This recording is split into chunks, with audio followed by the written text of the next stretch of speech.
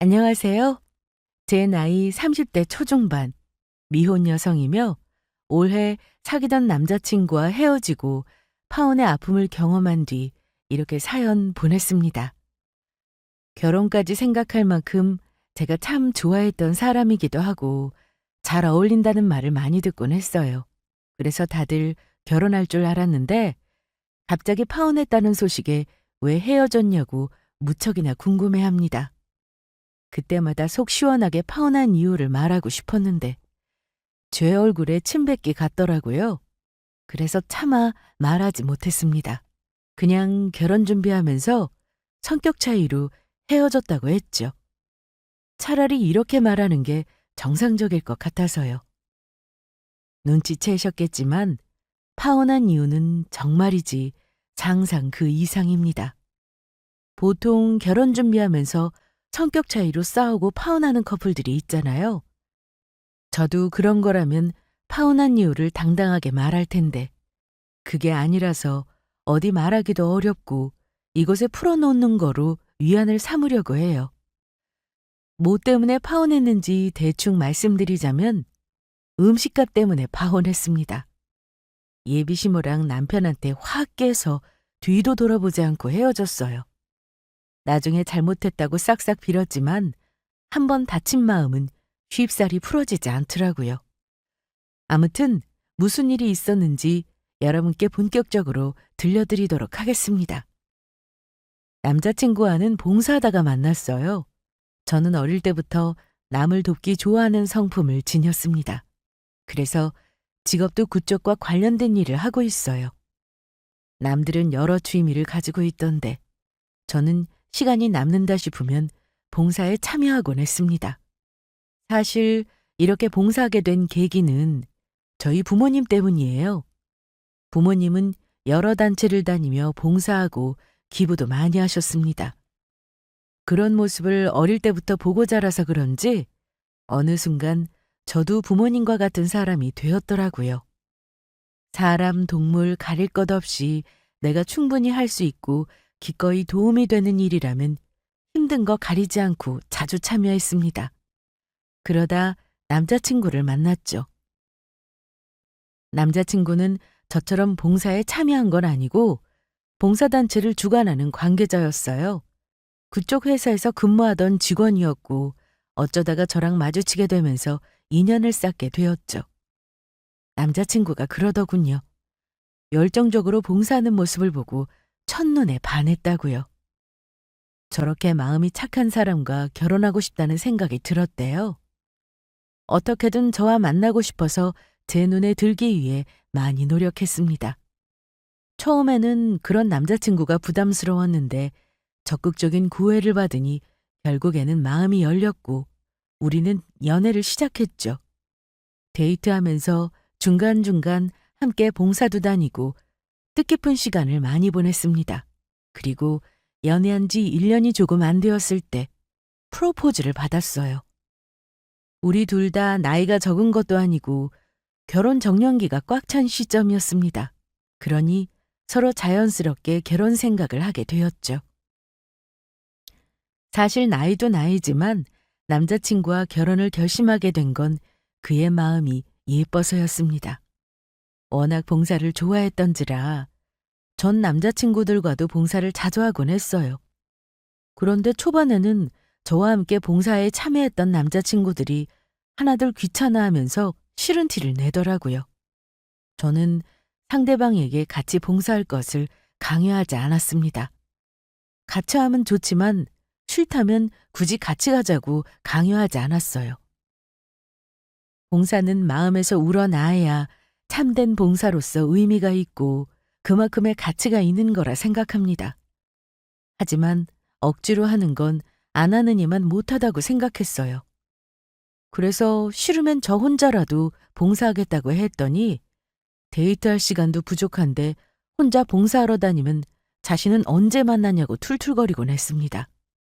그 모습에 확 깨서 헤어진 적도 많아요. 그런데 이 사람은 달랐어요. 싫은 티 낸 적 한 번도 없고 툴툴거린 적도 없이 저와 함께 봉사 다니며 뜻깊은 시간을 나눴습니다. 그래서 제가 많이 좋아했던 것 같아요. 결혼을 결심하게 된 결정적인 계기도 됐고요. 주변에서는 그런 우리 둘을 보며 참 잘 어울린다, 마음씨 예쁜 커플이라며 축하해 주셨습니다. 부모님도 그런 남자친구를 좋게 보셨어요. 그래서 결혼 소식을 전했을 때 그 누구보다 축하해 주셨죠. 집에 정식으로 인사드리러 오기 전부터 이미 허락하신 상태였습니다. 예비 시댁은 어땠냐고요? 뭐 크게 나쁘지 않았습니다. 저를 엄청 좋아하신다거나 아니면 싫어서 반대한다거나 뭐 그런 거 없이 그냥 평범했어요.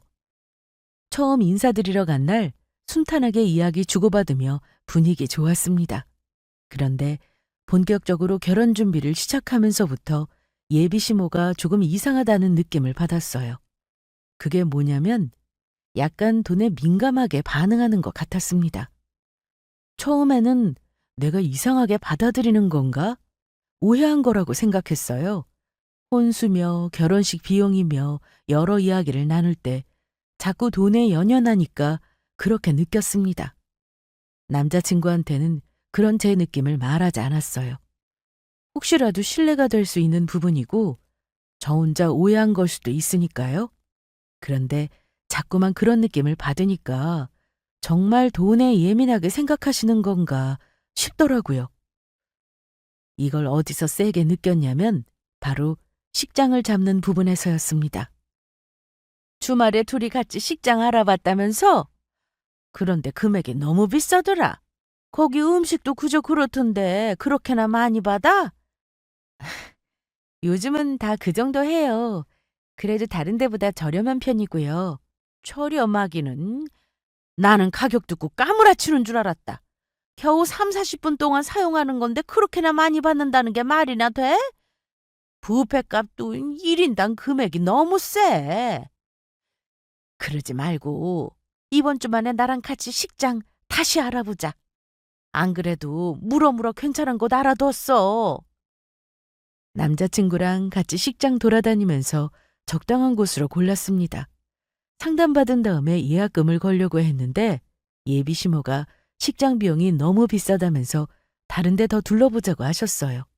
마침 주변에 추천받은 곳이 있어서 거기를 한번 가보자고 했습니다. 그래서 알았다고 했고 그 주에 남자친구 예비 시모랑 같이 식장에 갔어요. 그런데 세상에 시모가 자신 있게 데려간 식장은 퀄리티가 너무도 떨어지는 곳이었습니다. 이런 말하기 그렇지만 너무 촌스러운 인테리어에 장소도 외진 곳이라 좋지 않았어요. 이런 수준이니까 당연히 금액적인 면으로 보면 저렴했겠죠. 시모는 집에 들어가는 돈이 많을 텐데 줄일 수 있는 건 조금이라도 줄여야 하지 않겠냐면서 괜히 번쩍번쩍한 곳 잡지 말고 소소하게 이런 곳에서 식을 진행하라고 하셨습니다. 괜찮은 곳이라고 말하길래 적당한 수준일 줄 알았어요. 그런데 너무 별로라서 표정 관리가 제대로 안 됐습니다.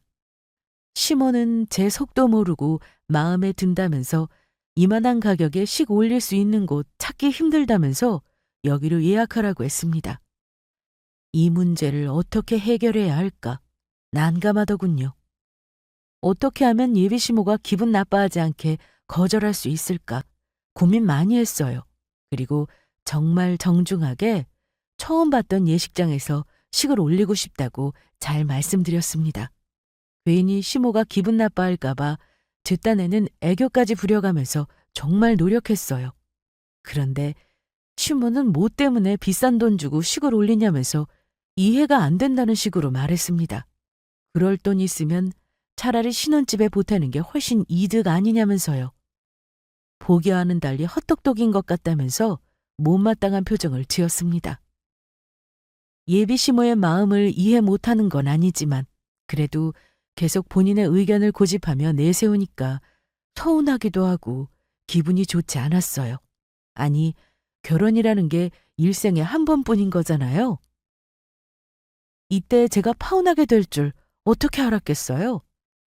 당연히 결혼할 거라고 생각했기 때문에 제가 원하는 식장에서 만족스럽게 식을 올리고 싶었습니다. 한 번뿐인 결혼식인데 이런저런 후회를 남기고 싶지 않았거든요. 보통은 신부의 뜻을 많이 존중해 주는데 시모는 계속해서 돈돈돈거리며 제 뜻을 헤아려 주지 않았습니다. 이것도 살짝 어이없는 게 조금이라도 보태주는 게 있다면 그러려니 할 텐데 뭐 하나 보태주는 것도 없으면서 이렇게 해라 저렇게 해라 간섭만 하니까 너무 피곤했습니다. 이때는 이런 한 장 보태주는 것도 없으면서 왜 이렇게 간섭을 해야 될까 짜증났거든요. 그런데 나중에 알고 보니까 다 본인 아들 편하게 하려고 그런 거였어요. 부족한 건 대출받아서 진행하려고 했기 때문에 한 푼이라도 아껴야 본인 아들이 대출금 덜 갚고 편하게 지낼 수 있으니까 최대한 저렴하게 하려고 그 난리를 친 거였습니다. 시댁은 형편이 넉넉하지 않아서 보태줄 여력이 안 됐어요. 저희 집은 어느 정도 여유로웠지만 저희 힘으로 준비하고 싶어서 친정 부모님의 도움을 정중히 사양했습니다. 그래서 대출받아야 할 돈이 그리 적은 편은 아니었지만 보통 예비 신혼부부들이 대출받는 평균적인 금액이었습니다. 물론 아낄 수 있으면 최대한 아껴서 진행하는 게 좋죠. 저라고 대출금 갚으면서 허리 휘는 게 마냥 좋겠어요. 하지만 저렴한 금리로 대출받을 수 있고 우리 둘이 열심히 벌어서 힘을 합친다면 문제될 거 없다고 생각했습니다. 그렇다고 대출받는 대로 결혼식 준비에 다 들이부을 생각은 아니었어요. 이리저리 알아보고 여기저기 뛰어다니면서 아낄 수 있는 건 최대한 아끼려고 노력했습니다. 그런데 아무리 그래도 시모가 데리고 간 곳은 도저히 식을 올릴 수 있는 수준이 아니었어요. 그렇다고 제가 엄청 화려한 곳에서 과하게 식을 올리고 싶은 게 아닙니다. 그냥 남들이 아는 보통의 수준으로 식을 올리고 싶었어요. 그게 일반적이니까. 그런데 아무리 긍정적으로 생각해도 거기서 식을 올리는 건 도저히 용납할 수 없었습니다.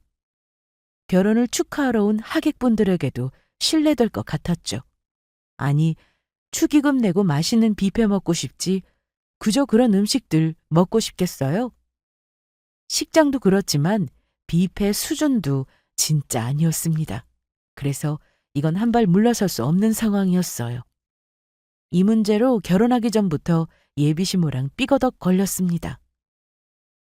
다행인 것은 남자친구가 제 편을 들어줘서 일을 더 크게 키우지 않고 넘어갈 수 있었어요. 남자친구 역시 식장이 너무 외지에 있고 인테리어랑 음식 수준이 떨어진다고 이건 축하하러 온 하객들에게 신뢰되는 일인 것 같다고 했습니다. 식장 비용이 아까울 수 있겠지만 요즘은 다 그 정도 하고 있고 다른 데에서 더 허리띠 졸라매면 괜찮을 거라고 했죠. 그 말에 저도 동의했고요. 남자친구가 그렇게 이야기하자 시모가 어쩔 수 없다는 듯 알겠다면서 수긍했습니다. 그렇게 우리가 원하는 곳으로 식장을 예약하고 이 사건은 마무리됐어요. 하지만 여기서 끝이 아닙니다. 그 뒤로도 시모의 문제는 계속해서 생겨났어요. 산 넘어 산이더라고요. 두 번째 사건은 뭐냐? 바로 드레스입니다. 보통 식장에서 빌려주는 드레스를 입고 식을 올리잖아요. 그래서 저도 식장에서 보여주는 드레스 중에 적당한 거 골라서 입으려고 했습니다. 그런데 시모가 한 푼이라도 아껴야 하지 않겠냐면서 드레스 빌리는 가격을 빼라고 하더라고요. 이미 계약 다 했는데 이제 와서 또 드레스 가지고 그러니까 2차 난감함을 느꼈습니다. 문제는 어디서 저렴하게 빌린다는 건지 두려울 지경이었어요. 한번 식장 사건을 겪은 뒤로 믿음이 안 가더라고요. 아니나 다를까 아는 지인한테 빌려왔다면서 그냥 이거 입고 식 올리라고 보여주는데 기절초풍하는 줄 알았습니다. 세상에, 어머니, 이거 누구 거예요? 교회 아는 집사님인데 예전에 결혼했을 때 입던 거래. 그때 시어머니한테 물려받은 드레스를 조금 손봐서 입었다고 하더라고. 어때? 괜찮지? 입을만 하겠지? 보아하니까 보관을 잘한 모양이더라고. 이 정도면 문제 없지 뭐. 교회 아는 집사님은 외국에서 살다 오신 분이었어요. 시어머니 되는 사람은 외국 사람이고요. 결혼할 때 물려받은 드레스를 리폼해서 입었다고 했습니다. 대충 짐작되시죠? 하늘 높이 찌르는 어깨뽕과 촌스러운 레이스, 그리고 큐비까지. 정말 참담했습니다. 지금 나더러 이걸 입으라는 건가 경악스럽기만 했어요. 적당히 무난하기라도 하면 대충 손봐서 입어도 괜찮겠다 싶을 텐데 이건 어디서부터 어떻게 손을 대야 할지 막막한 상태였습니다. 거기다 보관을 잘하기는 무슨. 하얀 드레스 중간에 얼룩덜룩한 이염 자국이 보였어요. 아무래도 오래된 드레스라 좋은 상태는 아니었습니다. 그런데도 시모는 끝까지 괜찮다면서 또 아득바득 고집을 피워댔어요. 그날 하루 1시간도 안 되는 짧은 시간 동안 입고 말 건데 뭐하러 돈을 내냐면서 그냥 이거 입고 대충 씩 올리라고 했습니다. 드레스가 다 거기서 거기인데 아무거나 입으면 뭐 어떻냐고요. 그거 조금 입는데 돈 내는 것도 아깝고 한 푼이라도 아껴야 하지 않냐고 했습니다. 그러면서 신부 화장도 할 거 없다고 그냥 하던 대로 수수하게 저더러 직접 하라고까지 했어요. 아니, 이렇게까지 아껴야 할 일인가요? 그거 아껴봤자 뭐 얼마나 된다고. 고작 몇십만 원이 전부인데 별걸 가지고 아끼려고 하나 싶었습니다. 이렇게 작은 거 하나까지 저를 달달 볶은 사람이 바로 예비 시모였어요. 이런 걸로 사람 피곤하게 하는데 다른 건 어떻겠어요? 혼수도 그렇고 집에 들이는 가전제품들까지 이래저래 많이도 참견했습니다. 이러다가는 결혼식 올리기도 전에 나가 떨어질 판이었어요. 그래서 참다 도저히 안 되겠기에 남자친구한테 제발 시모 좀 자제시키라고 눈치 줬습니다. 사사건건 다 참견하니까 시모 때문에 너무 스트레스 받고 힘들다고 했어요. 남자친구는 그런 제게 미안하다는 말과 함께 시모가 옛날 사고를 가지고 있고 아껴야 잘 산다고 생각하는 사람이라 그런 것 같다면서 좋게 이해해달라고 했어요. 본인도 시모가 말한 대로 식을 올리는 건 아니라고 생각돼서 걱정해 주시는 건 감사하지만 결혼식은 우리가 알아서 하겠다고 잘 말씀드릴 참이었다고 했습니다. 확실히 제가 말하는 것보다 남자친구가 말하는 게 더 효과가 좋더라고요. 제가 말하는 건 씨알도 안 먹혔는데 남자친구가 말하니까 잔소리가 쏙 들어갔습니다. 진작 남자친구 찬수 좀 쓸걸. 어떻게든 내가 잘 해결해봐야지라는 생각에 그러질 못했네요. 괜히 남자친구한테 이러는 것 같기도 하고 아들과 본인 사이를 멀어지게 할 작정이냐면서 안 좋게 생각할까봐 조심스러웠거든요. 아무튼 남자친구 덕에 그 다음부터는 시모의 간섭을 받지 않고 순조롭게 일이 해결할 수 있었습니다. 예비 시모가 개입하지 않으니까 정말 편했어요. 남자친구랑 저랑 상의해서 선택할 수 있으니까 좋더라고요. 그렇게 우리는 마저 결혼식 준비를 해나갔고 상견례까지 잘 치렀습니다. 그리고 어느덧 결혼식이 2달 앞으로 다가왔을 때 저는 참지 못하고 다 뒤집어 엎어버렸어요. 예, 시모랑 남자친구한테 정이 있는 대로 다 털려서 파혼을 선언했습니다. 제가 파혼한 이유는 딱 하나예요. 바로 돈. 그렇게 돈돈돈거리던 예비 시모가 결혼식을 앞두고 기어이 사고를 쳤습니다. 그래도 참 다행이죠?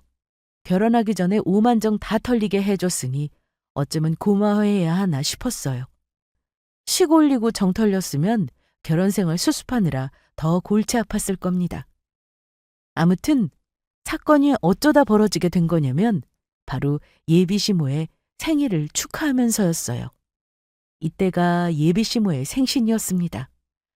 식 올리기 전에 예비 시모의 생신이라 굳이 제가 챙겨드리지 않아도 됐지만 시모랑 잘 지내고 싶은 마음에 챙겨드리고 싶었어요.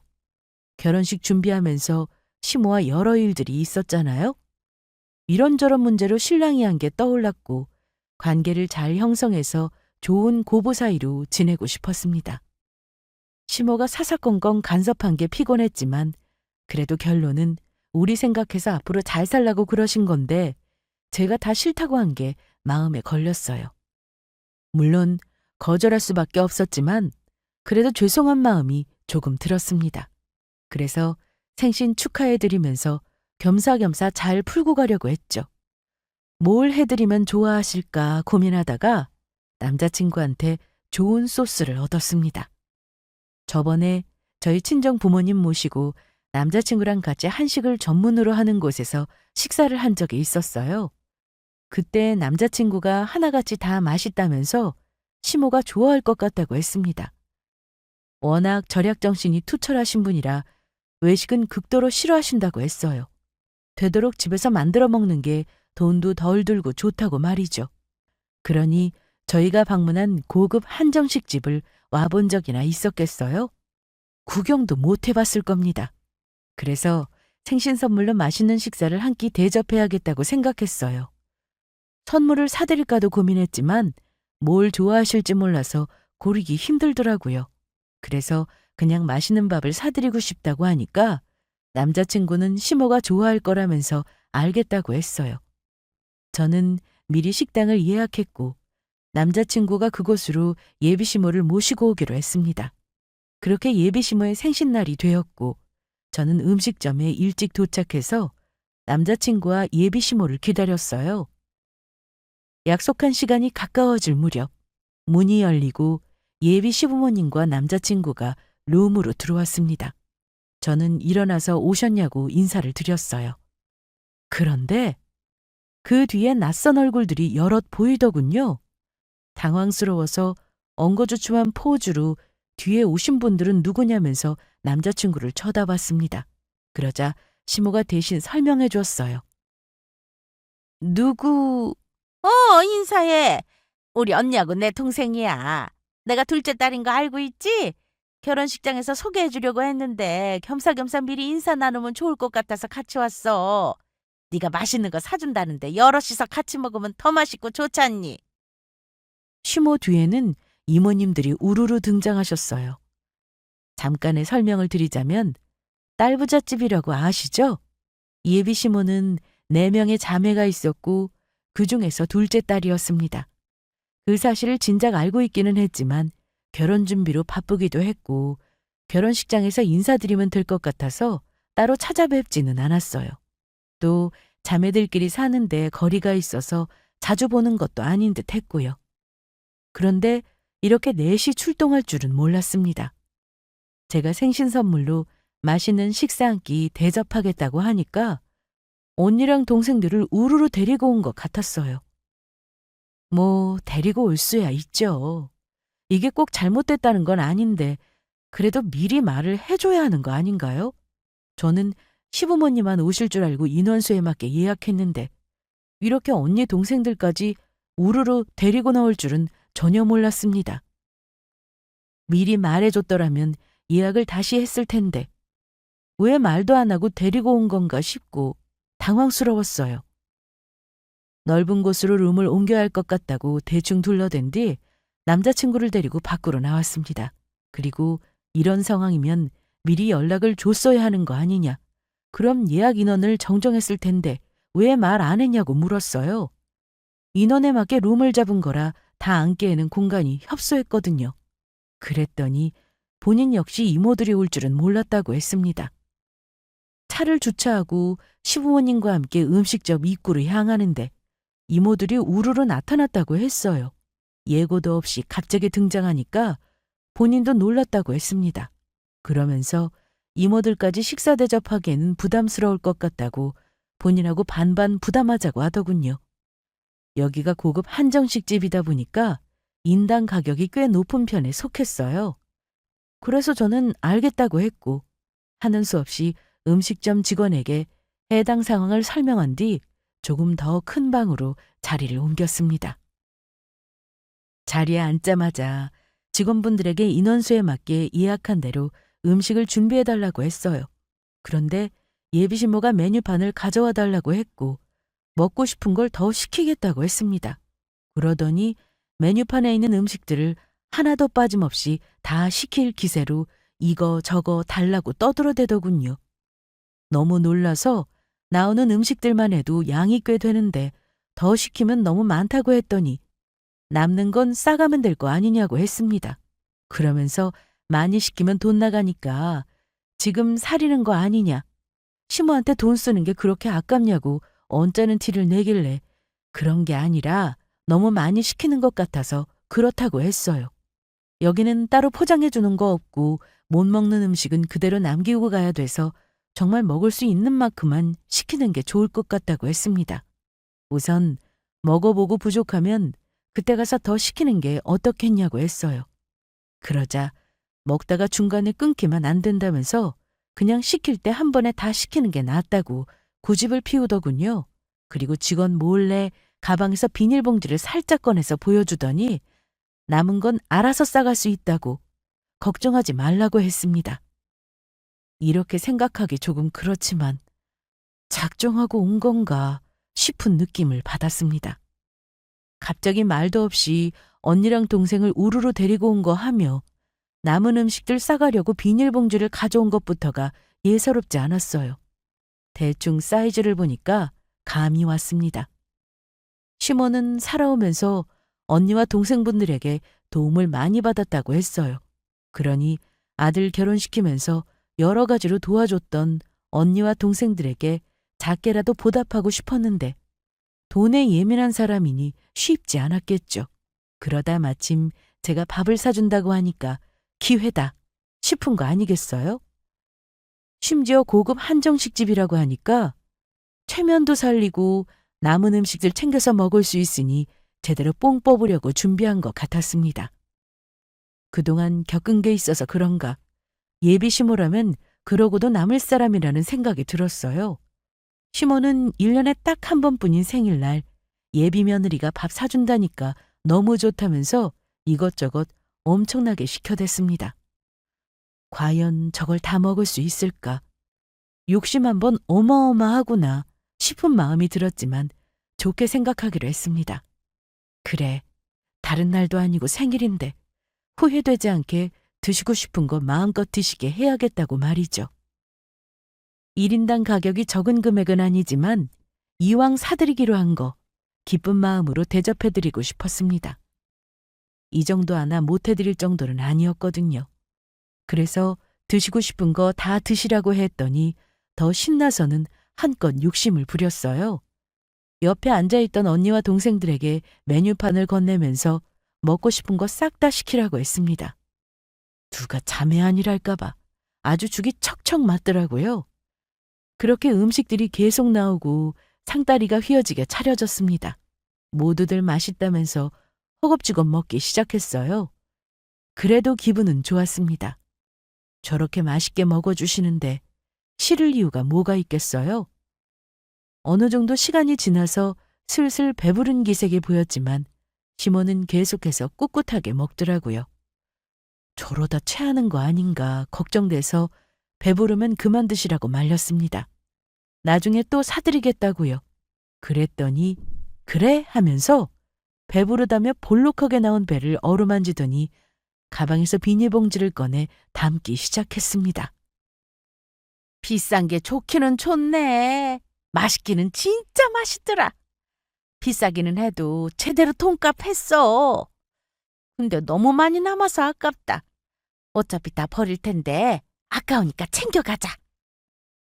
대충 상상만 해도 그려지지 않으시나요? 억척스런 예비 시모의 모습을 말입니다.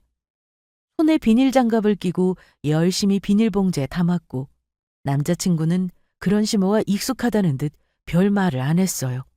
물론 다른 사람들도 마찬가지고요.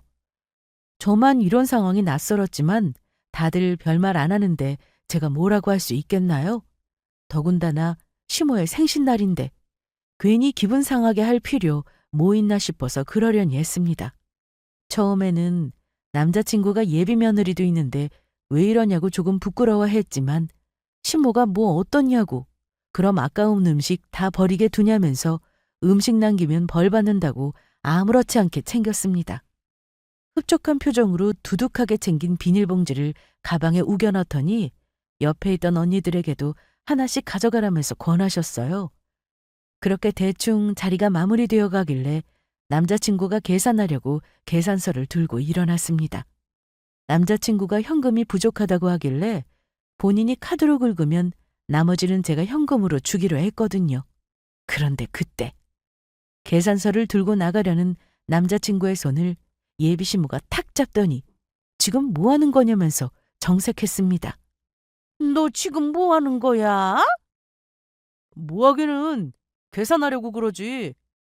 그러니까 네가 계산을 왜 하냐고. 제가 사주기란 거 아니었어? 그렇기는 한데 이모들은 예정에 없던 상황이었잖아. 여기 1인당 가격이 얼만데 반반씩 부담하기로 했어. 참나. 아니 사주기로 했으면 다 내야지. 반반씩 내는 건 또 뭐야? 그렇게 되면 이건 예비 며느리가 사주는 게 아니잖아. 예, 안 그러니? 예비 시모는 고개를 돌려 살쾡이 같은 눈으로 저를 쏘아보며 말했습니다. 남자친구가 계산하게 두면 가만두지 않겠다는 기세였어요. 솔직히 제가 다 계산해도 문제없는 상황이었습니다. 이모님들은 미리 생각한 게 아니라 예정된 금액에서 오버되기는 해도 충분히 계산할 수 있는 상황이었어요. 하지만 남자친구가 그냥 반반씩 부담하자고 했습니다. 결혼 준비한다고 돈이 거의 다 그리로 들어가서 시모한테 제대로 해드릴 여유가 없다고 했고 이렇게 반씩 부담하는 걸로 퉁치고 싶다고 했습니다. 그래서 저는 알겠다고 한 것밖에 없어요. 그런데 시모는 왜 본인 아들이 반을 부담해야 하냐고 사전에 이야기한 거라 말이 다르지 않냐면서 저를 이상하게 몰아가더군요. 급기야는 돈 많이 나왔다고 우리 몰래 아들한테 눈치 준 거 아니냐. 생신 선물로 맛있는 밥 한 끼 대접하고 싶다더니 막상 내려고 보니까 돈이 아까운 거냐 별소리를 다 하더군요. 그래서 그게 아니라고 해명했어요. 옆에 있던 남자친구 역시 무슨 말을 그렇게 하냐고 아니라고 설명했고 엄마 생신인데 용돈 드릴 상황은 못 되고 뭐라도 해드리고 싶어서 반반 부담하기로 했다고 전했습니다. 그런데도 시모는 사주기로 했으면 다 사야지. 반만 내는 건 뭐냐면서 그냥 저더러 다 계산하라고 했습니다. 남자친구가 너무 비싸다고 여자친구 부담스러워할 거라면서 그냥 반씩 계산하겠다고 하니까 예비 시모가 더욱 개거품을 물면서 저한테 막 따지더군요. 아니 부담스럽기는 뭐가 부담스러워? 예, 너 입이 있으면 좀 말을 해봐. 내가 언니 동생들 우르르 데려와서 부담스럽니? 돈 내기 아까워? 그런 건 아니에요. 거봐 아니라잖아. 그러니까 그 계산서 당장 얘한테 줘. 본인이 사기로 했으면 끝까지 책임져야지. 얼렁뚱땅 우리 아들한테 넘기는 건 또 뭐야? 예비 시모는 남자친구 손에 들린 계산서를 뺏어서 제게 거칠게 들이밀었습니다. 그 꼴을 보니 기분이 슬슬 상하더라고요. 아니, 내가 뭐라고 한 것도 아니고 눈치를 준 적은 더더군다나 없었습니다. 그런데 사람을 이상하게 몰아가니까 기분이 안 좋더라고요. 여기서 멈추지 않고 시모는 계속해서 저를 건드렸어요. 다른 날도 아니고 본인 생일인데 이게 지금 뭐 하자는 거냐면서 구시렁거리더니 다 좋다가 마지막에 기분 상하게 할 거면 앞으로 이런 거 하지도 말라고 그냥 돈으로 달라고 했습니다. 그리고 부담스러울 게 뭐 있냐. 어차피 결혼하면 네 돈이 얘 돈이고 얘 돈이 네 돈인데 누가 계산한들 뭐가 문제냐고 했어요. 또 언니랑 동생들 있는 자리에서 본인 체면 상하게 하려고 작정한 거냐면서 잘 먹고 기분 상하기 처음이라고 있는 대로 성질을 내더라고요. 처음부터 본인이 사기로 했으면 끝까지 책임을 져야지. 이게 뭐 하냐는 거냐면서 계속해서 저를 나무랐습니다. 이런 식으로 생신 챙기려거든 앞으로 하지도 말라면서 비싼 거 사준다고 사람 잔뜩 기대하게 하더니 이렇게 기분 상하게 할 줄은 몰랐다고 하여간 마음에 안 든다면서 그간 있었던 일까지 다 쏟아내더라고요.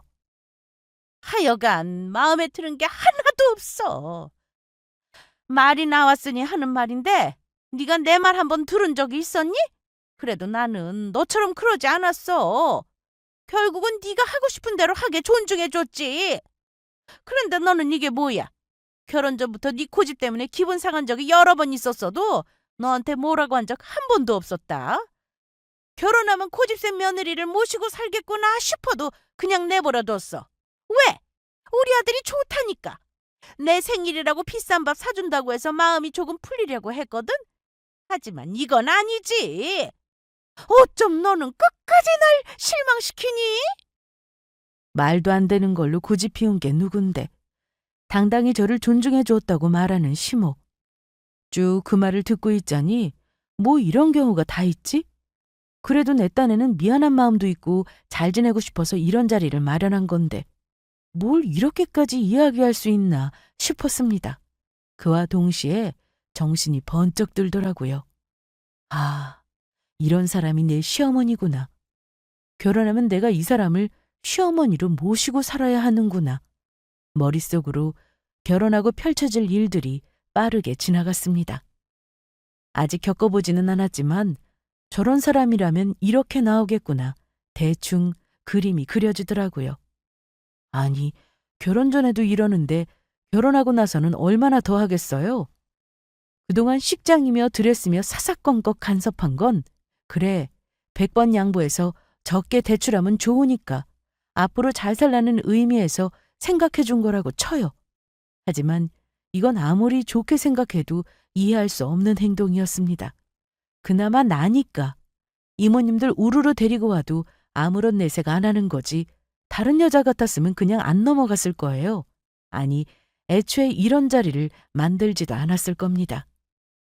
결혼 준비하다가 싸워서 파혼하는 커플이 얼마나 많은데 나나 되니까 그냥 그러려니 좋게 생각했던 거지 다른 여자 같았으면 진작에 파혼 먹였을 겁니다. 고마운 은혜도 모르고 어떻게 내게 이럴 수 있나 오만정이 다 떨어지더라고요. 그래서 알겠다며 그렇게 계산 노래를 부르니 계산하고 오겠다고 했습니다. 그러니 여기서 기다리라고 하고 계산서를 들고 나가서 카운터 앞에 당당히 카드를 내밀며 제 것만 계산해달라고 했어요. 괘씸해서 도저히 안 되겠더라고요. 고마운 줄 모르는 사람에게는 한 푼도 쓰고 싶지 않았습니다. 계산을 마치고 돌아오자 시모는 진작 이럴 것이지 뭐하러 사람 열을 올리냐며 구시렁거렸고 저를 지나쳐서 카운터 쪽으로 향했습니다. 나가려고 하는데 직원이 앞을 가로막고 계산이 끝나지 않았다고 했어요. 그러자 시모가 이게 무슨 소리냐는 식으로 저를 쳐다보길래 제 것만 계산했다고 말했습니다. 너 계산했다고 하지 않았니? 네, 계산했어요. 제 것만. 뭐? 아니 기껏 큰 소리 치면서 가더니만 다 계산한 게 아니고 네 것만 계산한 거야? 너 지금 나랑 장난해? 지금 이게 뭐 하자는 거야? 똑똑히 알려드리려고요. 어머님이 제게 그럴 권리 없다는 거, 잘못한 게 뭔지 알려드리려고 제 것만 계산했어요. 저도 좋게 사드리고 싶었는데 아무리 생각해도 돈이 너무 아깝더라고요. 제 말에 시모는 노발대발하며 시모 알기를 우습게 여긴다. 가족들 다 있는 앞에서 시어머니 체면을 말도 안 되게 구겨놓는다. 버르장머리였고 예의 없다고 길길이 날뛰며 화를 내더니 급기야는 집에서 가정교육을 그렇게 받았냐고 예비사돈에게 전화해서 한마디 해야겠다고 가방에서 핸드폰을 꺼내길래 단숨에 낚아챘습니다. 그리고 전화할 거 없다. 가정교육을 잘못 받은 게 아니라 제대로 받아서 이렇게 행동하는 거라고 했어요. 내가 왜 이렇게 행동하는지 모르겠으면 본인이 한 행동을 뒤돌아보면 금방 알 수 있을 거라고. 그래도 그 쉬운 걸 모르겠다고 한다면 본인한테 큰 문제가 있다고 생각하지 않냐고 했습니다. 저는 시모가 제게 한 잘못을 하나하나 짚으며 말했어요. 서운하게 생각하고 마음에 담아둔 것처럼 나도 속상하고 서운할 때가 한두 번이 아니었다고 했어요. 하지만 나는 시모처럼 막 나간 적은 없었다면서 먼저 날 자극한 건 시모라고 소리쳤습니다. 생신이기도 하고 잘 지내보고 싶은 마음에 겸사겸사 마련한 자리인데 이 자리에서 날 골탕 먹이려고 작정한 거 아니냐면서 되려 좋은 마음을 안 좋게 되갚음한 건 시모라고 했죠. 그랬더니 본인이 뭘 잘못했다고 남 탓을 하냐면서 저더러 못됐다고 했습니다. 내가 사달라고 말한 적도 없고 먼저 사주겠다고 비싼 곳에 데려왔으면 끝까지 책임을 져야 하는 건데 본인 것만 계산하면 어쩌냐고. 얼른 마저 다 계산하라고 소리쳤어요. 안 그러면 결혼이고 뭐고 다 엎을 줄 알라면서 협박까지 하더라고요. 대체 이깟 음식값이 뭐라고 파혼까지 거론하나요? 물론 제 것만 계산하면서 어느 정도 파혼을 생각하긴 했습니다. 그걸 다 염두에 두고 저지른 행동이기는 해요. 하지만 그들 입에서 먼저 나올 건 아니라고 생각했습니다. 파혼을 하더라도 제 쪽에서 먼저 말해야 하는 거잖아요. 시어머니라는 말을 더 이상 사용하기도 싫었습니다. 그래서 그냥 아줌마라고 냅다 질러버렸어요. 나니까 여태 이해해 준 거지 다른 여자들 같았으면 본인 아들 벌써 파혼당하고도 남았을 거라고요. 고마운 줄도 모르고 어디서 당당하게 파혼을 입에 올리냐면서 염치도 개념이고 아무것도 없는 것 같다면서 일침을 가했습니다. 그리고 파혼하자고 하면 누가 무서워할 줄 아냐. 내가 계산서 들고 방에서 나올 때부터 이미 이 결혼은 깨진 거나 다름없다고 했죠. 그랬더니 이깟 돈이 뭐라고 이거 하나 계산하기 싫어서 지금 파혼하는 거냐면서 우리 아들이 그 정도밖에 안 되냐고. 사랑하지 않는 거라나 뭐라나. 여기서 더 열이 받는 건 이깟 돈 낼 정도로 돈이 없으니까 괜한 자존심 부리는 거냐고 하길래 그나마 참고 있던 이성의 끈을 놓아버리고 말았습니다. 지금 누구를 거지 취급하냐. 돈돈돈 거렸던 사람이 누구인데 날 그딴 저급한 사람으로 몰지 말라고 했고 아줌마는 이깟 돈 아껴보려고 언니 동생 우르르 데리고 와서 생색낸 거냐고. 시모 손에 들린 가방을 빼앗아서 카운터 위로 비닐봉지에 담긴 음식들을 꺼내놨어요. 여기 비닐봉지에 담긴 음식들 좀 보세요. 부끄러워할 게 누군데 지금 저더러 개념 염치를 노네요? 난 적어도 이런 짓은 안 해요. 고마움이 뭔지 미안함이 뭔지 아는 사람이라고요, 나는. 남은 음식이 아까워서 알뜰하게 챙기는 걸 부끄럽게 여기라는 게 아니라 이렇게 맛있는 음식 대접해주려는 사람의 마음을 쓰레기처럼 만든 걸 용서할 수 없다고 했습니다. 당신한테는 시간 내어 마음 쓸 가치가 없다고 했죠.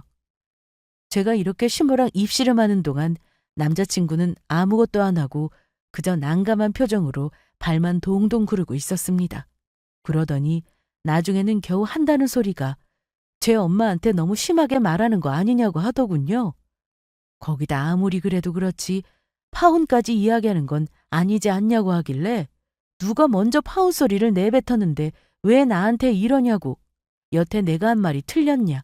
잘못한 사람이 누구인데 지금 나더러 뭐라고 하는 거냐고 했어요. 다 필요 없고 그냥 이 자리에서 선택하라고 했습니다. 나는 이런 사람을 시어머니로 모시고 살 자신이 없으니 엄마인지 나인지 둘 중에 하나만 선택하라고 했어요. 만약 엄마를 선택한다면 파혼은 확정이고 나를 선택한다면 나는 시부모님 없다고 생각하고 살 거라고 했습니다. 그랬더니 감히 제 앞에서 천륜을 끊으려고 하냐면서 미친 사람처럼 막 날뛰더라고요. 남자친구한테 당장 인연이랑 헤어져라. 너 정도면 얼마든지 더 좋은 여자 만날 수 있다. 네가 뭐가 아쉬워서 이렇게 버르장머리 없는 애랑 결혼하려고 하냐면서 소리치길래 저도 얼른 결정을 하고 언성을 높였습니다. 그러자 우리 둘 사이에서 잔뜩 새우등 터진 남자친구는 잠시 고민하다가 이내 본인의 엄마를 선택했어요. 빨리 선택해. 누구냐고. 나는 엄마. 솔직히 어느 정도 예상은 하고 있었습니다. 연애 때는 잘 몰랐는데 결혼 준비하면서 느낀 게 약간 마마보이 기질이 있더라고요. 제가 둘 중에 한 명 선택하라고 했을 때 엄마를 선택할 가능성이 크겠구나 생각했습니다.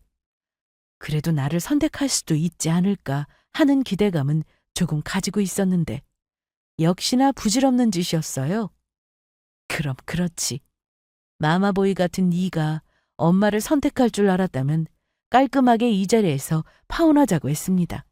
내 엄마가 나한테 이런 진상짓을 벌일 동안 나서서 말 한마디 안 해준 너를 어떻게 믿고 결혼하냐. 아마 내가 아니라 다른 여자들도 너랑 결혼하기 싫어할 거라고 했어요. 그러니 그냥 결혼할 생각하지 말고 혼자서 살라고 했습니다. 그게 여러 여자들 구하는 일이라고 말이죠. 또 자꾸만 내 엄마가 날 무시하는데 그렇게 못 사는 수준 아니고 오히려 너희 집보다 더 잘 산다고 알려줬어요.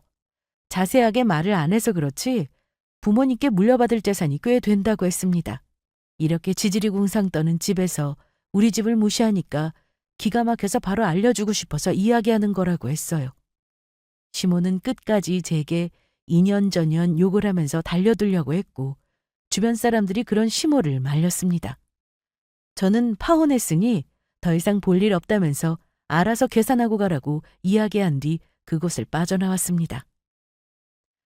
나머지는 아마 남자친구가 계산했을 거예요. 제가 다 계산하는 줄 알고 이것저것 많이도 시켰을 텐데 괜히 시켰다면서 후회했을 겁니다. 그 뒤로 저는 파혼 준비에 돌입하면서 손에 입은 것들은 정리해서 남자친구에게 보냈어요. 이왕 파혼하는 거 확실하게 가릴 건 가려야겠더라고요. 변호사 통해서 이 부분 상담받았고 어떻게 하면 좋을지 방향을 잘 잡아줬습니다.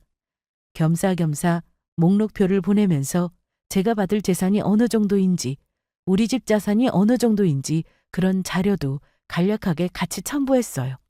그랬더니 처음에는 시모가 왜 너한테 돈을 줘야 하냐면서 우리도 똑같이 손해보는 건데 왜 돈을 줘야 하냐고 난리쳤는데 제가 어느 정도 물려받을 재산이 있다는 걸 확인했는지 살짝 꼬리를 내렸습니다. 결혼이 코앞인데 없었던 일로 하기에는 너무 아깝지 않냐. 그냥 좋게 화해하고 잘 지내보자고 손을 내밀었지만 저는 그 손을 단칼에 쳐냈습니다. 없었던 일로 취소할 마음 없고 당신을 시어머니로 모시고 싶지 않다고 했어요. 무엇보다 줏대없는 남자친구도 믿을 게 못 된다고 했죠. 나 정도 되면 이 정도 더 좋은 남자 얼마든지 만날 텐데 뭐하러 이런 찌질한 집안에 찌질한 놈과 결혼하겠냐고 했습니다. 남자친구는 잘못했다면서 무조건 제 편 들어주겠다고 징징거렸지만 그럴수록 없던 정마저 우수수 떨어지더라고요. 그렇게 우리는 파혼했고 저는 변호사를 통해서 돌려받을 수 있는 건 다 돌려받았습니다. 상황은 마무리됐지만 이걸 어디 가서 속 시원히 말 못하겠더라고요. 고작 음식값 때문에 파혼했다는 게 자존심 상해서요. 그래도 이곳에 풀어놓을 수 있어서 그나마 속이 시원합니다. 그럼 지금까지 저의 긴 사연을 들어주셔서 감사합니다.